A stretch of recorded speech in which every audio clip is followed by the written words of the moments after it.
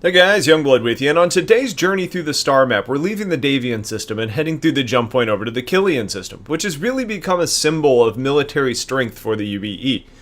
Now, not only is this system located in the heart of UEE space, but it's also become the home for thousands of military men and women that are occupying the military bases, training facilities, test sites, and production lines that are located here. They go on to say that based on the absolute massive military presence in the system, it may well be the safest place in the galaxy, assuming you're a law-abiding citizen. Now, what this could potentially mean for you in the long run is, let's say you're running into pirate trouble in a connected system, which we will get to soon, you could potentially shake your pursuer by making a jump into Kilian.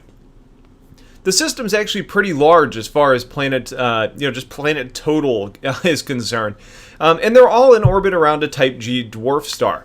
The Kilian system, due to its proximity to our homeworld, was discovered early and selected quickly to really become a terraformed system, just in another place where humanity could kind of call ours. It wasn't initially intended for this place to become this really massive military sector, even though, bases ended up popping up pretty quickly, but especially later on in the UEE history, power started to shift from Sol towards Terra. And it seemed a good move to increase the presence here, allowing for quick deployment to anywhere the forces were ending up being needed. The only branch of the military still retaining its headquarters on Earth is the Army, while the Navy and the Marines have moved their troops and their fleets, and basically just their massive size, into the Kilian system, where bases are basically turning into massive cities at this point.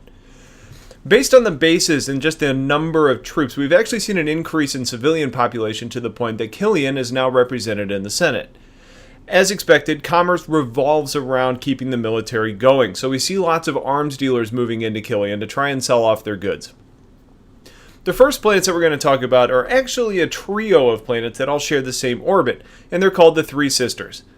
These planets are in such close proximity to the star that they're basically completely uninhabitable rocks.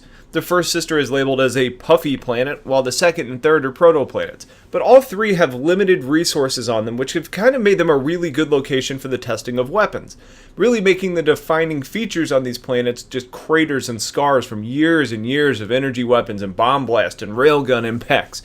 There's really nothing much of value here, but it is worth noting that the planets are off-limit based on the weapons testing, which is probably in your best interest to just accept.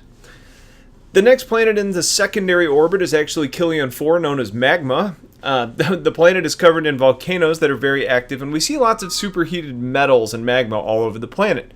Nothing is stable here, though, so while it certainly has valuable materials here for mining, the problem is actually that there's no good way to get it. When the ground below you may break away at any given point, it's a really dangerous proposition. But miners have actually found a way to kind of suspend their mining equipment from platforms and basically get those attached to ships so they can be moved quickly if the ground below them starts to break away. It's really kind of human ingenuity at its finest. The planet's called Magma for obvious reasons and because the discoverer really lacked any form of imagination, but it's at least descriptive. Kilian 5 is called MacArthur, and it's the home of the naval headquarters, which is kind of funny in a way because the naval crew members that are stationed here really find it ironic that the planet was named after the famous General Douglas MacArthur, who was an army general. But either way, this is the location of the largest human naval base in the galaxy, and I specify human because the lore specifies human, which makes me wonder what the largest Vanduul base is going to look like in comparison. Tens of thousands of naval pilots train here every year, kind of mastering their craft and getting ready for whatever combat they may end up seeing. MacArthur is actually the home of the Bengal carrier, as it was first conceived and really constructed on this planet. And based on that fact, MacArthur is actually a fantastic place for merchants, as there's a massive need for ores and weapons and technology and shields and really anything else imaginable for the construction of ships. And based on the size of these ships, there's a large personnel requirement to go along with that as well, meaning that bringing food or other essentials will probably make for valuable trade here. Even though we've already talked about it being a hard place for criminals, the large population of lonely people, they have needs. And those with ties to black market or smuggling could make it rich by bringing restricted goods to this location. Now, that's not an easy career or an easy task, as there's more patrols in this system than any other in a human-controlled system, but if you're daring or just really good at it, you might make a killing. For those of you with darker intentions, I don't see piracy here being very smart, even though you do have lots of goods making their way through this system. Instead, consider the jump connections that this system has to Ellis, Davian, and Cathcart, and you could set your ambushes there. Remember though, we already talked about Davian having a huge advantage of being a shipping lane, but there's also a lot of security and hardcore elite forces there, so things would be tough there. So we'll talk about Ellis and Cathcart soon, but I'll give you a quick little hint. Either of those would be a good place to set up some ambushes. The sixth planet is Osha, and it's a small terraformed world that is the location of many of the support personnel and family members that are really traveling with their deployed spouses. It's very built up as far as the planets are concerned, and it's a very temperate environment, making this a pleasant place for service families to live. And like with MacArthur, those of you interested in shipping of goods will likely find profit by bringing stuff to Osha. The people here are longing for the goods of Earth, and they're missing home, and because of that, they're probably likely to pay high prices for what it is that they desire.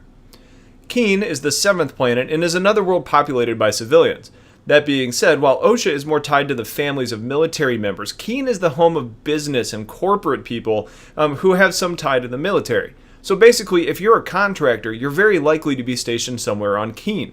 And there's always this fight for locations on the planet about where you can have production lines, because it's much cheaper to operate and it makes much better profit if you just have to shuttle the creations made here within a system as compared to risking the jumps, the pirates, and operating cost of shipping from another system. Anything and everything needed in Kilian can be produced on this planet, but it's all about space and who has it at the time. Also, if you're in the market for a new ship, it's probably worth stopping by Keen, because both Anvil and RSI have showrooms located on this planet for prospective buyers. Kilian 8 is a dangerous place. It's so dangerous because it's beautiful but deadly. And while the planet looks like it's got immense oceans and could be a paradise, those oceans actually consist of a combination of water, ammonia, and other volatile liquids that really mean that it would dissolve the hull of your ship with very little contact.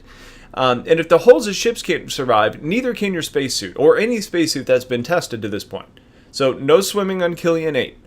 It may be interesting to follow developments on this, though, later on in the game, because if alien technology allows you to get down there, who knows what discoveries could be found, because to my knowledge, nothing has been down there yet. The ninth planet, we have Corin, which is the home of the Marine Forces. And if you want a hard or a trained Marine, Corin makes a lot of sense, as it's an incredibly rough ice world. It houses the military command buildings and is where the training and barracks are located. And funny enough, this is technically outside of the green band in the system, which is why Marines live in this big-ass underground base with this, somewhat protected environment. But even with that pseudo-comfort, Marines have to end up enduring a 6-month boot camp on the surface of the planet, which would suck. If the Marines are not deployed onto some location, they're basically spending all of their time training and engaging in exercises. But for the record, don't go check it out yourself. The planet is crazy protected, and you will probably get your ass shot down if you try, because there is a Marine-operated Bengal carrier preventing anybody from trying to actually get onto this planet. The outer planets, 10 through 14, are uninhabitable, and while 10 has massive amounts of resources for mining on it, its really thin atmosphere makes it a pretty dangerous place. And if you add to that the rights to the grounds are really tied up in court, it's hard to do any mining here legally. Now, you could potentially make a good profit by doing some illegal mining, but that's a very dangerous proposition when you consider the security in this system. Kilian 11 is a gas giant, which is essentially a space gas station for in-system refueling, and we see automated platforms around the planet that are consistently gathering the materials for military use. And then planets 12, 13, and 14, they're all small, kind of dead worlds with little interest for anyone. The one thing to note, though, is that 13, there's this quartz-like surface on it that lends itself to be called the Haunted Planet. Now, personally, I see a quartz-like surface and think, hey, that's materials, it might be worth mining, but I'm guessing there isn't much value in that if it hasn't been claimed in this system yet. Who knows? It's probably worth checking out, and we know there's going to be ebbs and flows to the economy, and that may be something just to kind of keep in the back of your mind. So this was the biggest system we've covered to date, and it's pretty interesting history, so it was a fun one to do. So we're going to continue this Starmap journey soon, but until next time, stay tuned for more content. I hope you guys have a great day, and take care.